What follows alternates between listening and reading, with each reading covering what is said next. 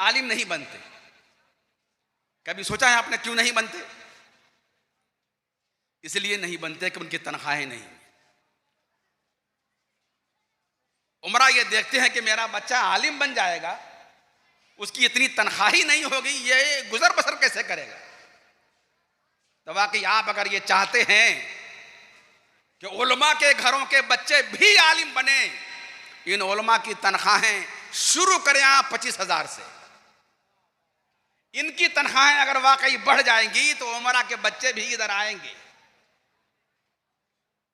आप एतराज कर सकते हैं कि उमरा के बच्चे आलिम बने, गुरबा के बच्चे आलिम बन रहे हैं, तो आपको तकलीफ है? सवाल कर सकते हैं। गुरबा के बच्चे आलिम बन रहे हैं, आपको क्या तकलीफ है कि उमरा के बच्चों को आप आलिम बनाने की बात करते हैं? मतलब बात है, गरीब बच्चा अगर शरीयत की कोई बात कहीं नाफिज करना चाहेगा, वो इतना टूटा होगा अंदर से कि वो बात को कहने के लिए 100 बार सोचेगा, और अगर कह भी देगा तो कोई उसके पुष्प पे खड़ा नहीं होगा। लेकिन अगर वही बात एक अमीर का बेटा कहेगा तो लोग उसे कबूल भी करेंगे। इसलिए भी कबूल करेंगे कि इसके पास इल्म भी है, तवानाई भी है, और इसके पुष्प पे ऐसे अफराद खड़े हैं कि अगर हम नहीं मानेंगे तो बात कुछ और भी हो सकती है। इसलिए उमरा की तवज्जो इधर होनी चाहिए कि उनके बच्चे भी आलिम बने। हाँ, अगर आप ये कहेंगे कि हम अपने बच्चों को ऐसे माहौल में कैसे रखें, तो हमने कब मना किया है? आप इसी मदरसे के बगल में कोई जमीन खरीदे और ऐसी इमारत बनाएं जहां उमरा के बच्चे रहें। जो फीस आप वहां देते हैं और यही दें, मगर इतनी तवज्जो तो आपकी होनी चाहिए कि वो जो लाखपति हैं, करोड़पति हैं, अरबपति हैं, उनके बेटे भी आलिम बने। मुझे याद पड़ता है बनारस में जो साड़ी वाले इतने सेठ हैं, उनमें अक्सर हाफिज हैं, उनके बच्चे हाफिज हैं। वो तरावी की नमाज पढ़ाते हैं मगर नजराना नहीं लेते। क्यों? इसलिए कि उनकी अपनी तजारत है, उनके पास आमदनी के जराए हैं, वो नहीं लेते। वो फी सबीलिल्लाह पढ़ाते हैं। तो आप पैसे की फिक्र क्यों करते हैं? आप अगर वाकई अमीर हैं, आप दीन के काम के लिए अपने बच्चों को पढ़ाएं और तनख्वाह के लिए उनके पास तजारत की ऐसी राहें खोल दें कि वो इस तनख्वाह से बेनियाज हो जाए। बहरहाल ये भी एक ज़िम्नी बात थी। मेरा मतबह नज़र ये था इल्म हासिल करें, मगर क्या करें, मदरसों के साथ याद आ रहे हैं हमारे स्कूल के बच्चे। मैट्रिक करने के बाद पहली सोच ये होती है किधर जाएं, पैकेज किधर ज़्यादा मिलेगा, ये ना, किधर पैकेज ज़्यादा है। यानी सालाना 5 लाख मिल रहा है, 10 लाख मिल रहा है, किधर तनख्वाह ज़्यादा है, कहाँ कैंपस सिलेक्शन होना है, बस उधर जाओ। मेरे प्यारे, आपने तालीम को नौकर बनने का जरिया बना लिया। फिक्र ही आपकी गलत हो गई। वो तालीम हासिल करो, तालीम के उस मैदान की तरफ जाओ जहां तुम्हें अच्छी तनख्वाह मिले, अच्छा पैसा मिले, कहीं काम करें, किसी के मातेहत काम करें। जब इल्म नौकर बनने के लिए हो, वो इल्म कभी भी आपको रहबर नहीं बना सकता। जो नौकर बनने के लिए तालीम हासिल करे वो कभी रहबर नहीं बन सकता। आपको अगर वाकई रहबर बनना है तो तालीम हासिल कीजिए, फिक्र ऊंची रखिए, नौकर बनने के लिए नहीं, बल्कि उस बड़े ओहदे पे कब्जा करने के लिए। क्या आपने अगर वाकई बड़े ओहदे पे कब्जा कर लिया, आप डीएम बन गए, कलेक्टर बन गए, बीडीओ बन गए, सीईओ बन गए, ये बड़े जो ओहदे हैं, अगर यहां आप बैठ गए, आप वहीं बैठे बैठे दीन का काम कर सकते हैं। और माफ कीजिएगा, 4 गोशे ऐसे हैं, 4 मैदान ऐसा है जहां आपको जाना इंतहाई जरूरी है। अगर आपने उधर तवज्जो नहीं की तो आने वाले चंद वर्षों में ये हो सकता है आप परेशान हो मगर कोई मुकदमा लड़ने वाला वकील ना हो, आप मरीज हो और आपका इलाज करने वाला कोई डॉक्टर ना हो, आप अपना मुकदमा लेकर थाने में जाएं, कोई लेने वाला ना हो। इसलिए अपने बच्चों की तालीम का रुख इधर मोड़ें, उनके जहन में डालें कि तुम मुकाबले के लिए पैदा हुए, तुम कंपटीशन फेस करो। ये अभी से अगर डालेंगे कि मेरा बच्चा कंपटीशन फेस करेगा, यकीनन 1 बार गिरेगा, 2 बार गिरेगा, मगर मन जद्दा वजदा, जो कोशिश करता है वह फल जरूर पाता है। असय्यो मिन्नी वल इत्माउ मिनल्लाह, कोशिश करना हमारा काम है। फिक्र अगर ऊंची होगी और इखलास का साथ आप लेके चलेंगे तो इंशाअल्लाह रहमान मंजिल आपको मिल के रहेगी। तो दो चीज मैंने बयान की, एक इल्म है, दूसरे तय्युन है मकसद का, और तीसरी चीज यह है कि वहां तक पहुंचने के लिए वक्त का सही इस्तेमाल। बस ये आखिरी बात है, मैं खत्म करूंगा सर। वक्त का सही इस्तेमाल, जो वक्त की कदर करता है जमाना उसकी कदर करता है। आप लोग जायजा लीजिएगा अपना मोबाइल जब से आपके हाथ में आया है, कितना वक्त आपका मोबाइल में गुजरता है और कितना वक्त आपका घर के काम में गुजरता है और दीन के काम में गुजरता है। आप अपना जायजा खुद लेके देखिएगा। आजाद हैं मगर वक्त को बर्बाद कर रहे हैं। हमने अपनी तारीखों में उनको पढ़ा है जो कैद में थे मगर उन्होंने वक्त का सही इस्तेमाल किया। आप आजादी में भी वक्त जाया करते हैं और हमारे असलाफ ने कैद में भी वक्त को अपना पाबंद बना के रखा है।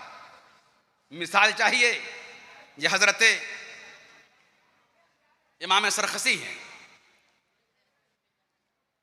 मखसूस नाम की किताब है, बड़ी मोतमद फिक्र की किताब, इंतहाई मोतमद मबसूत। मालूम है वो कैसे लिखी गई? उनको सजा के तौर पे उस वक्त के हाकिम ने कुएं में डाल दिया था और उस जन शहर के कुएं में उनको डाला गया था। कुआं इंतहाई गहरा था, वो कुएं में डाल दिए गए।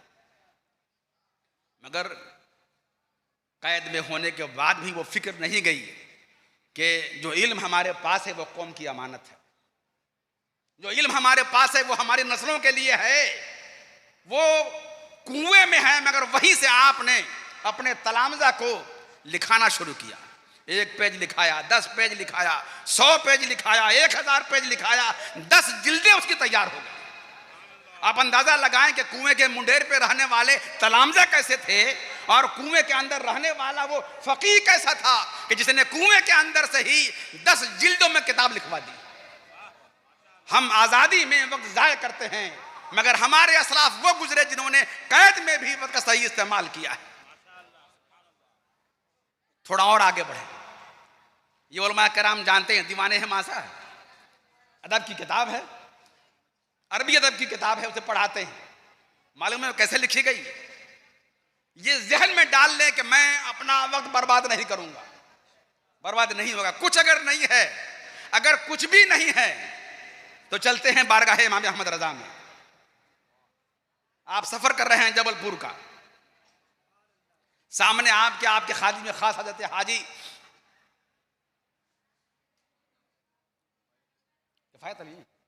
किफायत अली साहब सामने बैठे हैं।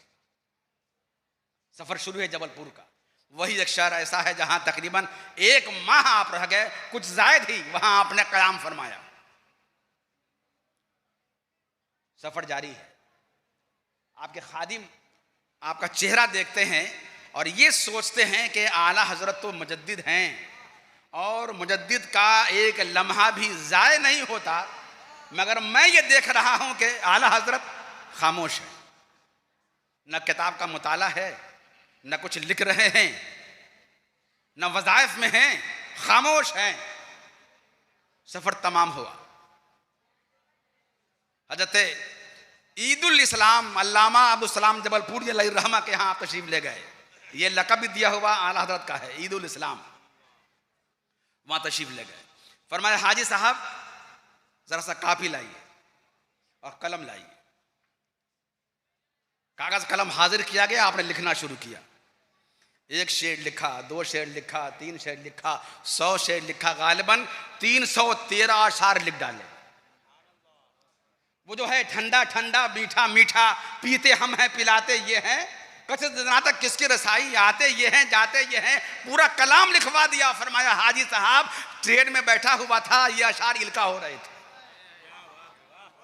ट्रेन में था और ये अशार इल्का हो रहे थे। यानी ये जवाब दे दिया हाजी साहब, अगर कोई लम्हा मुजद्दिद का ज़ाय नहीं होता तो हमने ज़ाय कहाँ किया है? इन लम्हों को भी मैंने अपने नबी की याद में गुजारा। और आला हजरत के जहन का भी कमाल यह है कि जब शेर लिखना शुरू किया है, न कोई ऊपर है न कोई नीचे है, जिस तरतीब से आप लिखना शुरू किया है उसी तरतीब से आपने उतार दिया, वक्त जाया नहीं किया। थोड़ा और नीचे आके देखें, वक्त है, थोड़ा और नीचे आके देखें, वो जो ताजु शरिया है, अल मुंतकदुल मुतकद किताब है, अरबी जबान में उसका तर्जमा किया ताजु शरिया ने। कैसे? बरेलवी शरीफ में है, तर्जमा करवा रहा है, उसके मुकदमे में लिखा हुआ है, बरेलवी शरीफ में है, तर्जमा हो रहा, ट्रेन में है, तर्जमा हो रहा, प्लेन में है, वो तर्जमा हो रहा, जहां पहुंच गए वहां तर्जमा हो रहा। यानी वाकई जो आरिफ होता है, कामिल होता है, अपना एक लम्हा जाया नहीं करता। इन लम्हों को भी जो वाकई आपके आराम का है, आपने उसे काम में इस्तेमाल किया। एक हम हैं कि आजादी के बाद भी बड़ी फरावानी से वक्त जाया करने में सखावत का मुजाहरा करते हैं। यानी एक ही चीज ऐसी बची है कि हमसे बड़ा कोई सखी नहीं है, और वह है वक्त का जाया करना। तो बात चल रही थी दीवाने हमासा की, उसके शायर गालिबन अबू तमाम नाम है, लौट रहे थे किसी सफर से, एक दोस्त के यहाँ कयाम हुआ, बर्फबारी हो गई, रास्ता जाम हो गया, आगे जाने का रास्ता ही नहीं है। अब वक्त कटे कैसे? मोमिन का शेर याद आ रहा है, बिल्कुल जुमाना है, रात मस्जिद में जा फंसा मोमिन, रात मस्जिद में जा फंसा मोमिन, रात काटी खुदा खुदा करके। तो खुदा खुदा करके काटी, तो वह एक माना यह हो सकता है कि खुदा ही खुदा किया है, और क्या किया है। लेकिन खुदा खुदा करना अगर मुहावरा है, तो फिर यह कि रात चूंकि फंस गए थे ना, इसलिए जैसे तैसे रात काटी है, बड़ी मुश्किल से रात काटी, मुहावरा होता ये होगा। तो दीवाने हमासा के शायर जब फंस गए, रास्ता कोई नहीं था, तो करते क्या, उनके दोस्त ने अपने कुतुब खान का दरवाजा खोल दिया, परेशान मत हो, ये किताबें हैं, मुताला करो। अगर वाकई किताबों का मुताला करने का ज़ौक़ हो, तो उससे बड़ी कोई वाकई खुराक नहीं है। किस फ़कीह का या मुहद्दिस का नाम ज़हन से निकल रहा है, इब्न जौज़ी है क्या है, कि वो किताब का मुताला कर रहे थे, बगल में खजूर रखा हुआ था, वहाँ मुस्लिम, बस वो खजूर लेके खा रहे हैं, मुताला कर रहे हैं, वो खजूर खा रहे हैं, मुताला कर रहे हैं, खजूर खा रहे हैं, मुताला कर रहे हैं, पूरा खजूर ख़त्म हो गया, और ये एहसास नहीं हुआ कि हमने खजूर खाया है, और इतना खाया। अगर वही आपकी रहलत का जरिया बने, तो दीवाने हमासा का शायर किताबों की दुनिया में महब हो गया। एक किताब देखी, दो किताब देखी, तीन किताब देखी, तो उसने जो अरबी दवावीन थे उनमें से अशार का इंतखाब किया, यहाँ से अशार निकाले, वहाँ से अशार निकाले, वहाँ से अशार निकाले, ये अशार निकाल करके उन्होंने जो मजमूआ तैयार किया है उसी का नाम दीवाने हमासा है। जहाँ से ये अशार लिया है वो शायर गुमनामी में, मगर जिन्होंने उनके अशार का इंतखाब किया है वो आज भी मदारिस में जिंदा हैं। मतलब ये कि जो वक्त को ज़ाया करने से बचा लेता है वो अपनी जिंदगी को बचा लेता है। अगर जिंदा रहना चाहते हैं तो वक्त की कदर कीजिए। आखिरी हवाला दे के अपनी बात खत्म करूं, अल्लामा फजल खैराबादी जंग आज़ादी के मामले में जेल में है, वहां किताब लिखी है अस्सरतुल हिंदिया। अल्लामा मुफ्ती इनायत अहमद काकोरी उसी जेल में वो भी हैं, वहां किताब लिखी है इल्मुस्सिगा, आज भी निसाब में शामिल है। हमारे कायदे अहले सुन्नत अल्लामा अरशदुल कादरी जमशेदपुर के साक्ची जेल में हैं, और देवबंदियों की किताब का जवाब लिख रहे हैं ज़ेरो ज़बर, और उसके मुकदमे में लिखते हैं जेल का तस्वुर वाकई बड़ा भयानक है, लेकिन मुझे ऐसा लगा कि इल्मी काम करने के लिए जो सुकून जेल में मुयस्सर है वो कहीं और नहीं है। अब अंदाजा लगाने, काम करने वाला हो सुकून जेल में मिले तो हम जेल जाने को तैयार हैं, मगर यह वक्त का सही इस्तेमाल होना चाहिए। और आखिरी बात ये कि मेरे बच्चों और मेरे नौजवानों, वक्त का इस्तेमाल जो करता है दुनिया उसे याद रखती है। मुझे याद आ रहा है कि एक अंग्रेज मुफक्किर जब खाने के लिए बैठता अपने टेबल पे, तो उसकी अहलिया खाना गर्म करने में या कोई नया डिश बनाने में इतना वक्त ज़ाया कर देती कि इसको एहसास होता कि मेरा वक्त ज़ाया हो रहा है। उसने तरकीब निकाली कि टेबल पे एक डायरी रखी और एक पेन रखा। बैठने के बाद जितनी देर उसकी बीवी खाना लाने में देर करती, उतनी देर वो कुछ लिखता। अब वो दौरानिया था 5 मिनट का। रोजाना वो 5 मिनट जो जाया हो रहा था उसको लिखने में उसने इस्तेमाल किया। रोजाना का 5 मिनट। आपको मालूम है ये 5 मिनट बचाते बचाते बचाते और लिखते लिखते लिखते जब एक डायरी मुकम्मल हो गई, जब बाद में उसने उसको पढ़ के देखा कि लगा कि ये कीमती असासा हमने जमा कर दिया है। और जब उसकी इशाअत हुई तो उस अंग्रेज मुफक्किर की सारी किताबें एक तरफ, वही बचाया हुआ 5 मिनट का लम्हा उसकी जिंदगी की जमानत बन गया। वो उसी किताब से मशहूर हुआ, 5 मिनट में लिखी जाने वाली किताब। तो अंग्रेज मुफक्किर से लेकर मदीने पाक में रहने वाले आला हजरत की बारगाह तक आप हाजिर दे। मदीने पाक की रहने की कद मैंने इसलिए लगाई है कि जिस्म था बरेली शरीफ में, मगर दिल आपका रहा करता था मदीने शरीफ में। खुद ही फरमाते हैं, अरे आए खुदा के बंदो, कोई मेरे दिल को ढूंढो, मेरे पास था अभी तो अभी क्या हुआ खुदाया। एक बार मैं अपने इदारा शरिया के सेमाई रफाकत का इदारिया लिख रहा था। उस वक्त एक किताब मेरे मुताले में आई, उसमें एक वाक़या निगाहों से गुजरा कि दुबई में एक साहब थे। उनको शक हुआ कि यहूदी लॉबी दुबई में कुछ मनफी काम कर रही। उन्होंने यहूदियों के खिलाफ डाटा इकट्ठा करना शुरू किया। जब डाटा इकट्ठा हो गया तो उनके कान खड़े हुए कि ये तो बड़ा भयानक है। उन्होंने अपने दोस्त को भेजने के लिए कंप्यूटर पे उसको टाइप किया, और टाइप करने के बाद जो ही उसे भेजना चाहा, सेंड का बटन जैसे ही दबाया, स्क्रीन पे एक आग नमूदार हुई और सारा डाटा जल गया। उन्हें लगा कि ये इत्तेफाक है। कागज पे लिखा हुआ था, आज हम लोगों ने कागज को भी फरामोश कर दिया। अब तो सारा काम मोबाइल के जरिए, नंबरात मोबाइल में हैं, किताबें मोबाइल में हैं, सारा जहां मोबाइल में है। अगर मोबाइल गुम हो गया हम तो कहीं के नहीं रहे। इसलिए वाकई पुरखों ने जिस अंदाज में काम किया है वही काम अच्छा है और बेहतर है। उसी में सबात है कि पहले उसे कागज पर नोट करो। डाटा जल गया, मगर चूंकि लिखा हुआ था, फिर टाइप किया, फिर सेंड किया, फिर आग आई और सारे डाटा को जला डाला। आप सोच सकते हैं कि उनकी ज़हनियत कितनी तेज है और वो कितने हसास हैं। उन्होंने कैसा कोड लगा के रखा है कि हमारे खिलाफ कहीं भी कुछ हो हम उसे जला डालेंगे। हम ऐसे माहौल में जी रहे हैं। तो ये मोबाइल चलाने से नहीं हो गया, ये वक्त ज़ाय करने से नहीं हो गया, बल्कि ये तालीम से हुआ है। उसने इल्म हासिल किया है।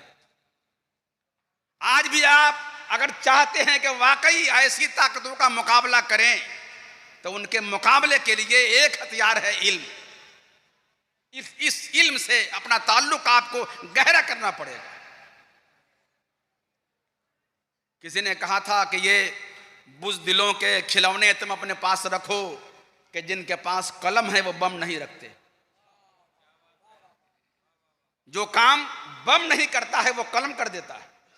आप अगर आज़ादी की तारीख पढ़ेंगे तो आज़ादी की तारीख लिखने वालों में जहां बहुतों का नाम है वहां शोरा का भी नाम है। उनकी तहरीक ने भी बड़ा काम किया है। तो एक चीज है, मैं अपने मौजू पे रहूं, इल्म है। उस इल्म से आपका ताल्लुक गहरा होना चाहिए। और उसके बाद यह है कि मकसूद पे निगाह हो। इल्म तो हमारे यहाँ जैसे तैसे है। इस इल्म की तकसीम अगरचे कर दी गई है कि यह दुनियावी इल्म है और यह दीनी इल्म है। जो स्कूल में है वो दुनियावी इल्म है, जो मदरसे में है वो दीनी इल्म है। हम इसे कैसे तस्लीम कर लें कि हमारे सामने कोई और नहीं, आला हजरत की दलील मौजूद है। फतावा रज़विया का मुताला करें, आपको लगेगा कि आपने स्कूल और कॉलेज, यूनिवर्सिटी और मदारिस सारे मजमूए को फतावा रज़विया में इकट्ठा कर दिया है। जो इल्म स्कूल में पढ़ाया जाता है उन उलूम व फ़नून पे दस्तरस हासिल है इमाम अहमद रज़ा को। फतावा रज़विया का मुताला कर लीजिए। ये इमाम अहमद रज़ा हैं, उनकी किताब है फौज़ मुबीन दर रद्द हरकत ज़मीन। ज़मीन की हरकत, ज़मीन की गर्दिश के खिलाफ में, ज़मीन नहीं घूम रही है, दर रद्द हरकत ज़मीन।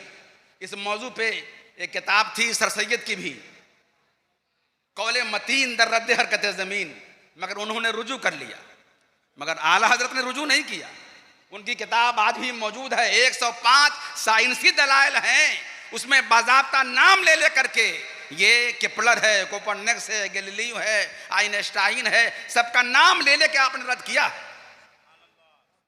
अब अंदाजा लगाएं कि ये इतना नाम, इतने उलूम, ये फ़नून और ये साइंसी एतबार से 105 दलाइल देना ज़मीन की गर्दिश के खिलाफ में, ये कॉलेज की देन नहीं है, ये तो मदरसे ही की देन। तो जिन लोगों ने तकसीम किया है कि ये स्कूल का इल्म है, ये मदरसे का इल्म है, उन्होंने हमें तोड़ा है। हम हजरत फ़क़ीह इस्लाम के हवाले से ये बात आप तक पहुंचा दें कि हर वो इल्म जिससे आदमी दुनिया कमाए वो दुनियावी इल्म है, और हर वो इल्म जिससे आदमी दीन का काम करे वो दीन का इल्म है। अगर ये इल्म दीन जिसे हम कहते हैं, इसे अगर हमने पैसा कमाने का जरिया बना लिया है, यही इल्म दीन है।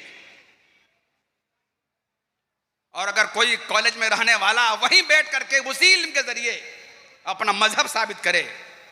मुझे याद आते हैं वो प्रोफेसर हाकिम अली साहब ने एक खत लिखा, आला हजरत को फरमाया कि हुजूर साइंस ऐसा कहती है, अगर हम भी अपनी बात को ऐसे ऐसे बयान कर दें तो साइंस की मुताबिकत हो जाएगी।